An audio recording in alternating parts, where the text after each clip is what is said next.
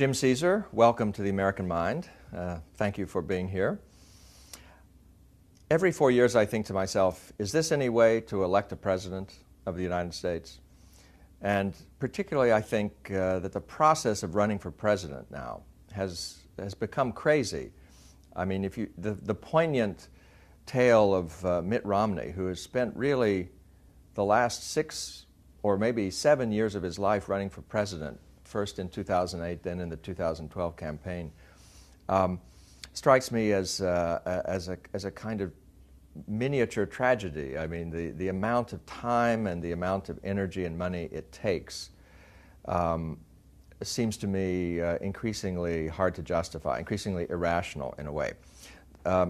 Your first book was on the presidential selection system, and you showed in it that the founders had given a lot of thought to the qualities that we want in a president and the system by which we would select the president. So what do you think the founders would think of our present presidential selection process?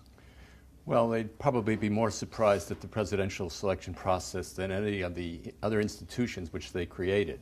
And remember, when you look at the Constitution, our national institutions are not just President, Congress, and Court. They spent a lot of time fashioning a fourth institution, which is the presidential selection process. When you just look at the words of the Constitution, you see there were 4 national institutions.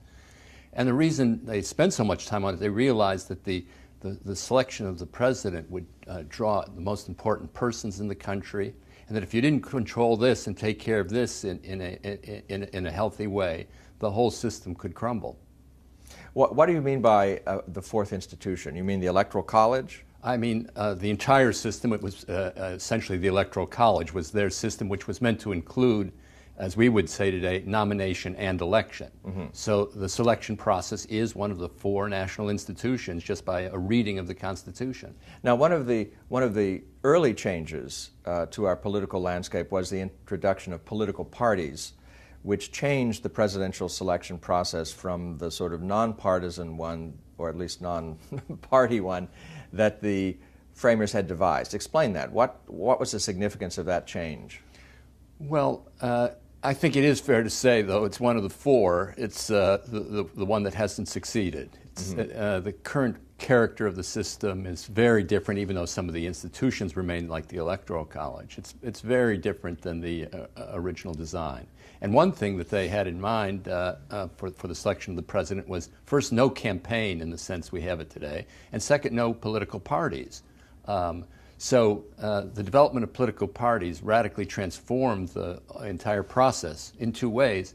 First, it meant that there was a process that escaped the Electoral College altogether, which was nomination, which had never been contemplated. And therefore, the privatization of that first stage, or the moving of it from an institution into an organization of the parties. And then the second thing, of course, was that the Electoral College changed. The electors were no longer discretionary agents. They became bound by the political parties, and therefore the character of the process changed.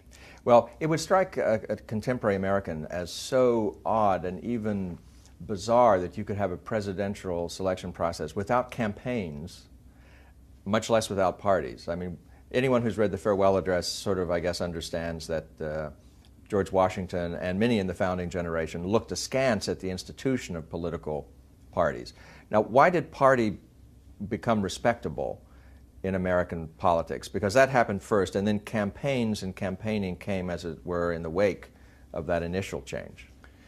Well, parties formed in 2 moments. First, in a period in the 1790s when they were used and hadn't really become respectable. And then later in the 1820s and 30s when they actually attained, you could say, constitutional status with a small c. That is, they became acceptable, open, such that by the time you get to the 1840s, if you would have asked someone to explain the American political system, almost any observer would have mentioned the political parties, and that wouldn't have been the case before. And I think that the process of the legitimation of parties was due not only to the fact that there were differences of opinion, but to someone who thought, once again, about the presidential selection process, namely Martin Van Buren and some of the others, and who saw that in order to improve the process of presidential selection, you needed parties. So that Van Buren, in some ways, was took the same perspective of the founders. That is, he wasn't thinking only of who wins the presidency. He was thinking of how to structure the process. And I'd like to mention what he had in mind, which was in common with the founders. The founders were worried in the selection process about ambition gone astray, leading the candidates to demagogic politics to get into office. Mm-hmm. Van Buren was worried about the same thing, but under new circumstances where there already were popular candidates, there was already forms of campaigning on behalf of them. He thought parties, strangely, were the best mechanisms to restrain the ambition of candidates. Instead of having 5 or 6 candidates run as you had in 1824, each devising his own platform on the fly, each appealing in that sort of race to a different section of the country and dividing it, that political parties could step in, bring politicians back in, and moderate the process at the nominating stage. So Martin Van Buren, who is the unlikely hero of your book, in a way, this first book of yours, reforms the system by turning it into a two-party system, or trying to turn it into a two-party system. But it's a new device to serve old ends. That's your argument, that it actually served both of the negative and the positive functions of a presidential selection system, to screen out demagogues, but to screen in, so to speak, qualified candidates. And to offer something of a choice, and to provide what's important, the semblance of support or majority for a candidate. Because after all, if you have 5 candidates and they split the vote, you don't have the feeling that there's anyone who has generated a consensus. So parties don't merely reflect, they can also generate a consensus. Plus, if we have 5 candidates, it tends to go to the decision is in the House of Representatives it will rather go to the than House, in the Electoral College. Yeah. This is really the only time that we had this decision made in the House, other than 1800. Right. But and that would have continued. That was the system that everyone expected would continue until parties were refounded. Because imagine this, you have 5 no parties, 4 or 5 candidates running, it would split. Even as in 2008, all the candidates in the Republican primaries, all the candidates in the Democratic primaries would all have been in the final process. Right. So it would have had a quite different system. Now,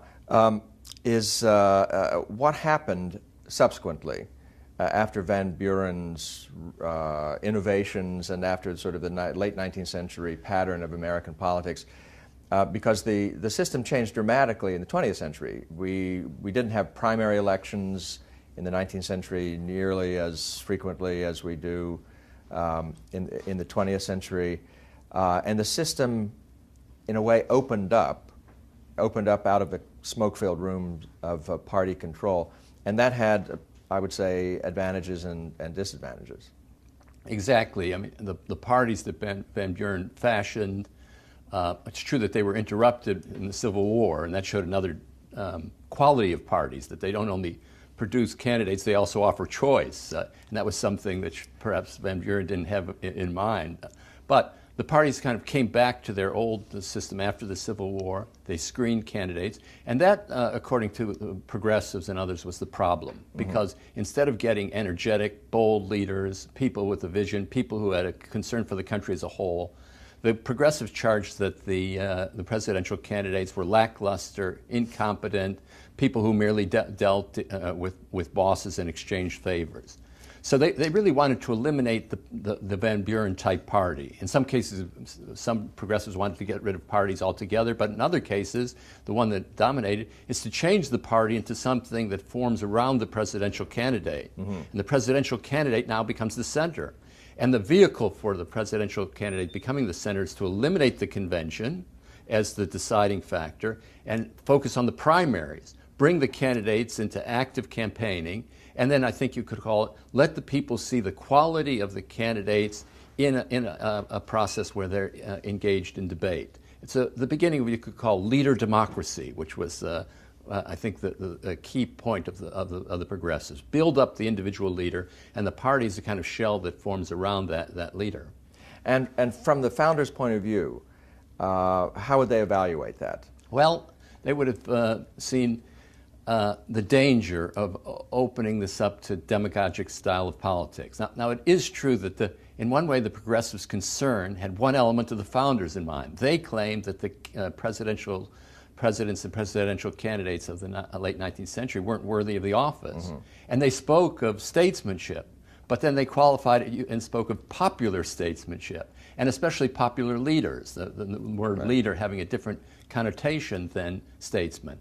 So while in one sense they wanted to elevate the office, in another sense they wanted to change and democratize it.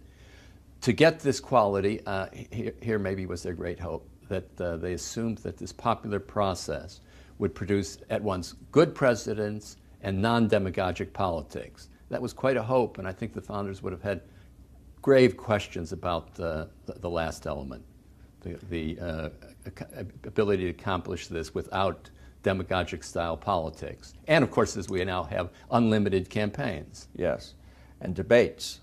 And debates. Well, there could be something said in favor of debates. Once you enter into this process, you enter into a different logic. Right. And you have to ask, given that you're going to have this open process, what are the best things inside of this process which would get you closer to the founders? You can't keep asking the old question and assume that you can go back. You have to ask analogically, what within the system produces the best consequences? And debates have their strong points.